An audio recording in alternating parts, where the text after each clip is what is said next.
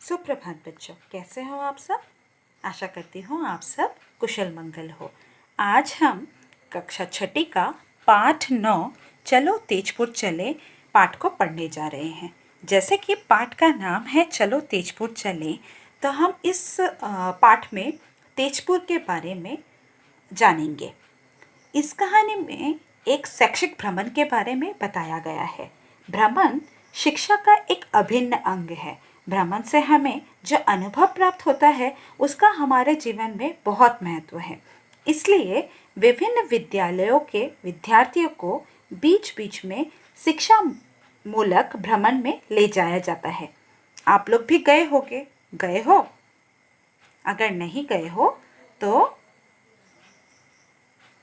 अगली बार अपने स्कूल से रिक्वेस्ट करना कि वो आप लोगों को एक शैक्षिक भ्रमण में लेकर जाए। तो आइए, इस पाठ में क्या होता है। इस पाठ में गोलाघाट के मरंगी दीननाथ हाई स्कूल के छठी कक्षा के 35 विद्यार्थी यानी कि 35 विद्यार्थी, 2 शिक्षक सहित ऐतिहासिक स्थल यानी कि तेजपुर के भ्रमण के लिए जाते हैं। वे लोग करीब 6 बजे टूरिस्ट बस से तेजपुर के लिए रवाना होते हैं। तो यहाँ मैं आप लोगों को तेजपुर के बारे में भी थोड़ा सा इंट्रोडक्शन देना चाहूँगी। तेजपुर भारत के असम राज्य के शोणितपुर जिले में स्थित एक शहर है। यह उस जिले का मुख्यालय भी है और ब्रह्मपुत्र नदी के उत्तरी किनारे पर स्थित है। पहले तेजपुर को शोणितपुर के नाम से जाना जाता था, जो अब जिले का नाम है। यह एक शांत जगह है। यहाँ अनेक उद्यान बने हुए हैं जो पर्यटकों को बहुत पसंद आते हैं। तो इस पाठ में भी वो लोग शैक्षिक भ्रमण के लिए तेजपुर जाते हैं और तेजपुर शहर के कई दर्शनीय और ऐतिहासिक स्थलों के दर्शन करते हैं। तेजपुर में बच्चों को महाभैरव मंदिर, अग्निगढ़, लोकप्रिय गोपीनाथ बरदलै क्षेत्रीय मानसिक स्वास्थ्य संस्थान, कोल पार्क, वान थिएटर, बामुनी पहाड़ आदि स्थलों के दर्शन करवाए गए हैं। फिर वे लोग रात को 9 बजे तेजपुर के भ्रमण से लौट आते हैं और स्कूल के गेट पर आकर बस रुकती है और वो लोग अपने अभिभावक यानी कि अपने पेरेंट्स के साथ घर चले जाते हैं। तो आइए इस पाठ को पढ़ते हैं। आज सुबह से प्रियम बहुत खुश व उत्साहित होता है। वह नहा धोकर तैयार है। इसी बीच उसने माँ को जोर से आवाज़ दी। तो यहाँ पे आपका पाठ शुरू हुआ है प्रियम नामक लड़के से। हमें ये पाठ शुरू किया है। तो प्रियम वो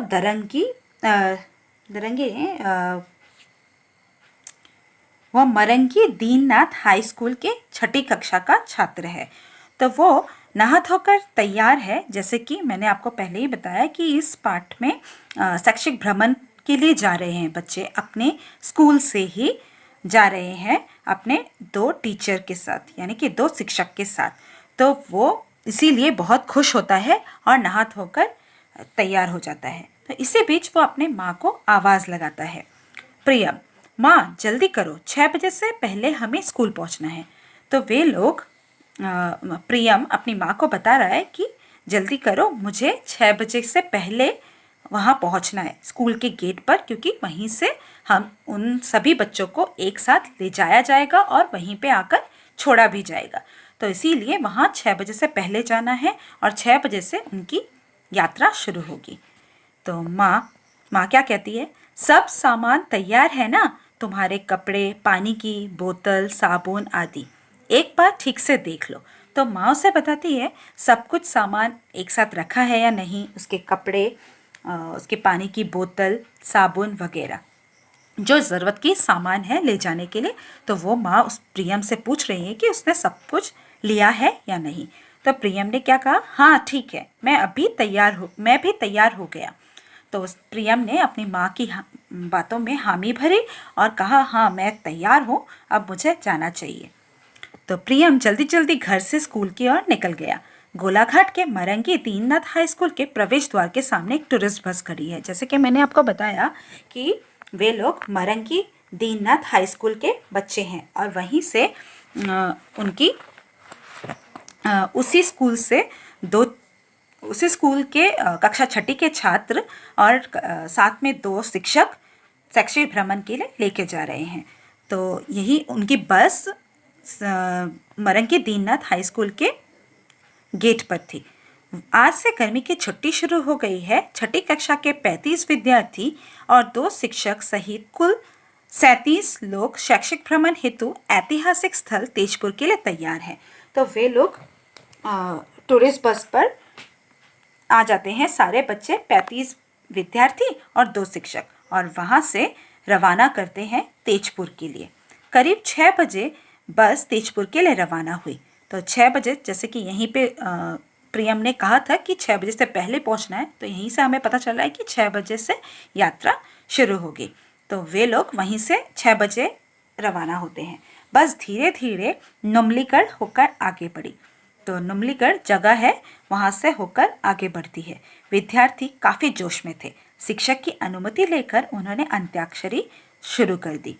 तो विद्यार्थी लोग काफ़ी जोश में थे, जैसे कि वे तो जा रहे हैं शैक्षिक भ्रमण के लिए, तो वे लोग एक तरफ से घूमना भी हो जाएगा और ऐतिहासिक स्थल वगैरह भी वे लोग, दर्शनीय स्थल वगैरह भी देख लेंगे। इसीलिए उन लोगों में काफ़ी जोश था, मतलब कि काफ़ी उत्साह था कि वो लोग, आप लोगों में भी होता होगा, कहीं अगर नई जगह आप लोग भी घूमने जाया करते हैं तब आप लोगों के अंदर भी एक अलग सा जोश रहता है, उत्साह रहता है मन में। तो वैसे ही विद्यार्थी के मन में भी यही था। शिक्षक की अनुमति लेकर उन्होंने अंताक्षरी शुरू कर दी। तो बस पर उन लोगों ने, बच्चों लोगों ने शिक्षक की अनुमति लेकर अंताक्षरी खेलना शुरू किया। तो 1 2 3 4 बैठे बैठे क्या करें, करना है कुछ काम, शुरू करें अंताक्षरी लेकर प्रभु का नाम। तो जैसे कि आप जानते हैं अंताक्षरी खेलने से पहले ये सब शुरू किया जाता है, फिर जाके जिस पर रुकती है एक एक को काउंट करके बोला जाता है गाना, और उसके बाद जिस पर रुकती है उससे गाना स्टार्ट करते हैं। तो वैसे ही वो लोग खेलना स्टार्ट किए। बस बोकाघाट में जाकर रुकी। तो कहाँ जाकर रुकी बच्चों? बोकाघाट में जाकर बस रुक गई।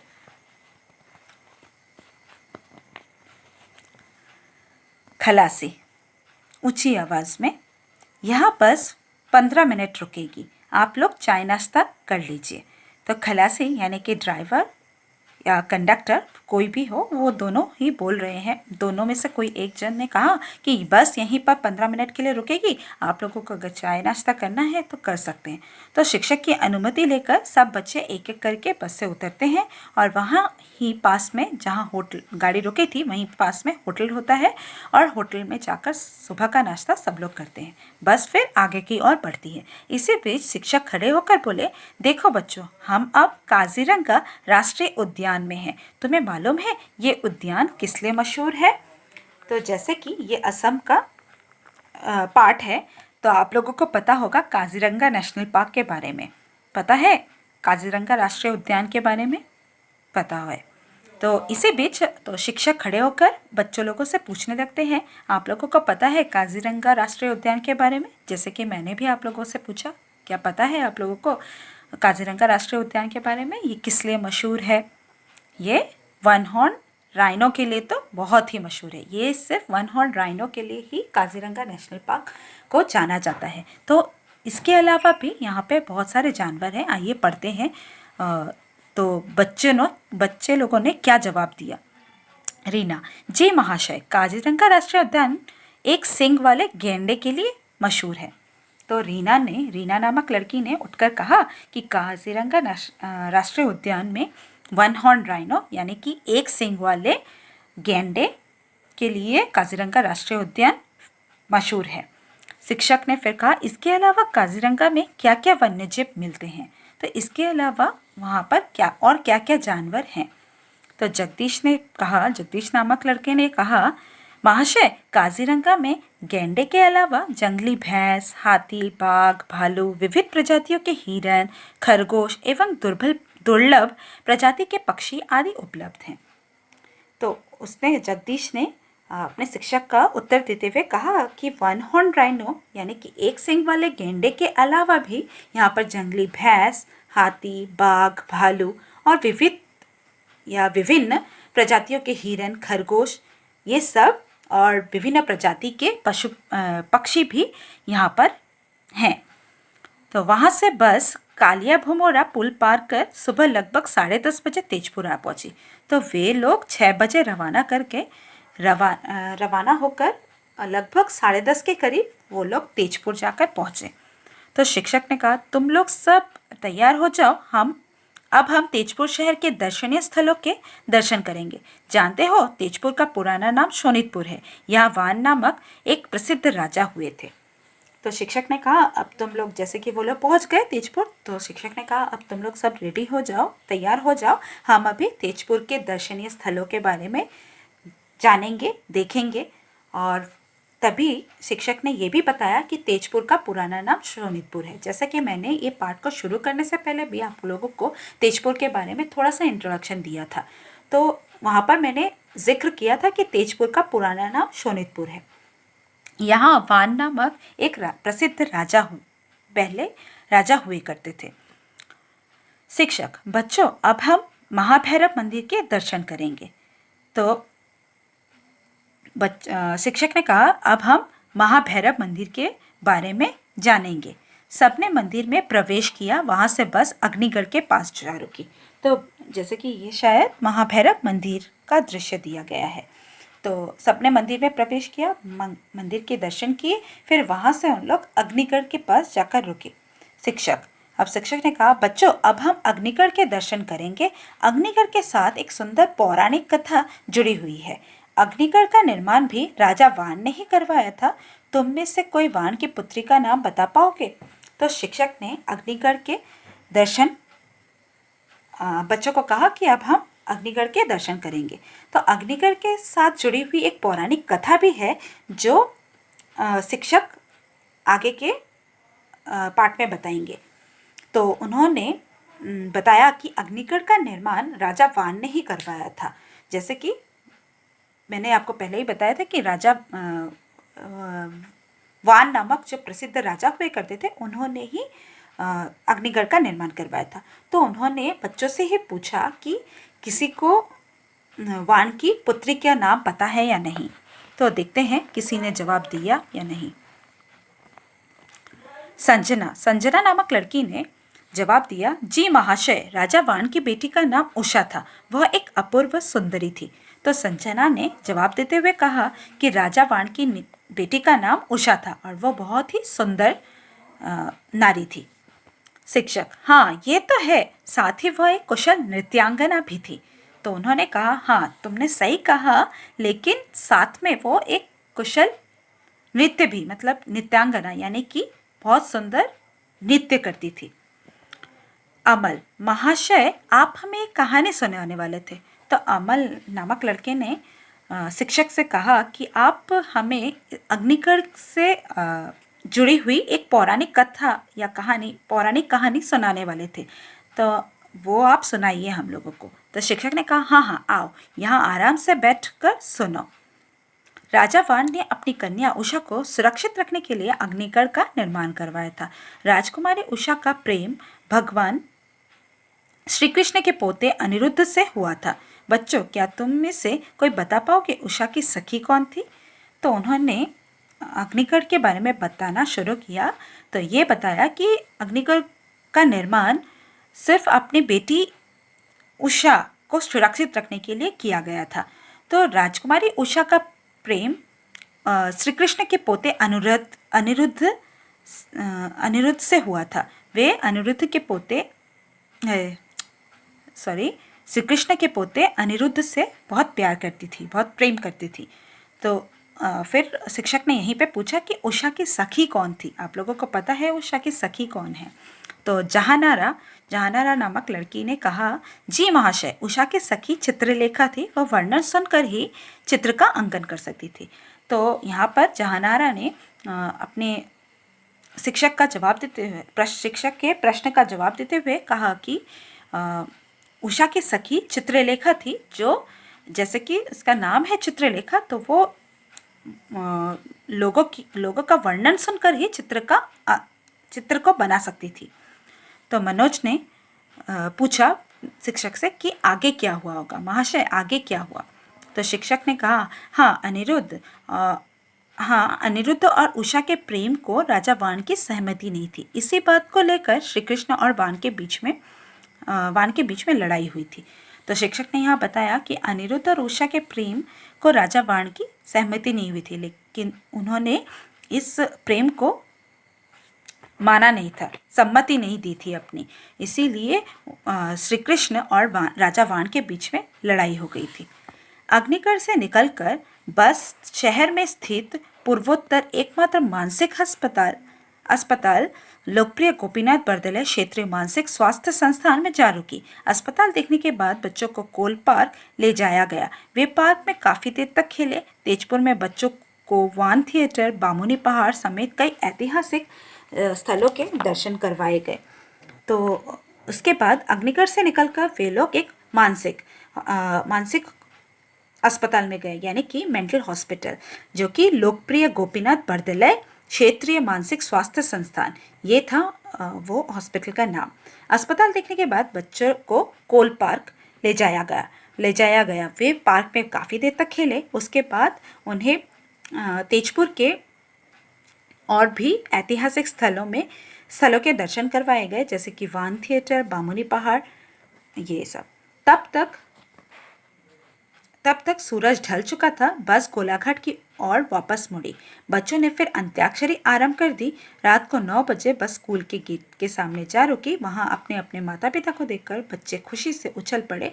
सभी अपने अपने अभिभावकों के साथ घर चल दिए। यहाँ मैं आपको बान थिएटर के बारे में थोड़ी सी जानकारी देना चाहूँगी। असम के सांस्कृतिक जीवन में सबसे महत्वपूर्ण और एक ऐतिहासिक स्थल है बान थिएटर। ये बहुत पुराना थिएटर है। 1906 में तेजपुर में पहला आधुनिक आसामीज बान थिएटर था। और बामुनी पहाड़ ये स्थान बामुनी पहाड़ पत्थर की मूर्तियों के अवशेषों के लिए प्रसिद्ध है, जो कि 9th और 10th सेंचुरी की है। मूर्तिकला के ये अवशेष पूरी पहाड़ी पर पाए जाते हैं। इन अवशेषों को ध्यान से देखने पर पता चलता है कि इनकी शैली गुप्त काल की स्थापत्य शैली से मिलती जुलती है।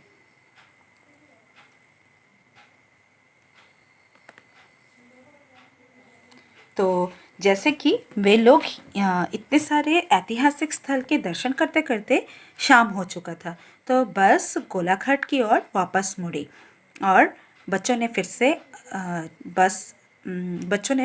बस पर अंताक्षरी शुरू कर दी। और रात के 9 बजे वे लोग स्कूल के गेट के सामने जा रुके और उतर कर अपने माता पिता को देखकर वे लोग खुशी से उछल पड़े और सभी साथ में अपने माता पिता के साथ घर की ओर चले गए। तो ये था आज का पाठ, चलो तेजपुर चले। तो आपने भी इस पाठ के द्वारा आपने भी तेजपुर के ऐतिहासिक स्थलों और दर्शनीय स्थल के बारे में जाना।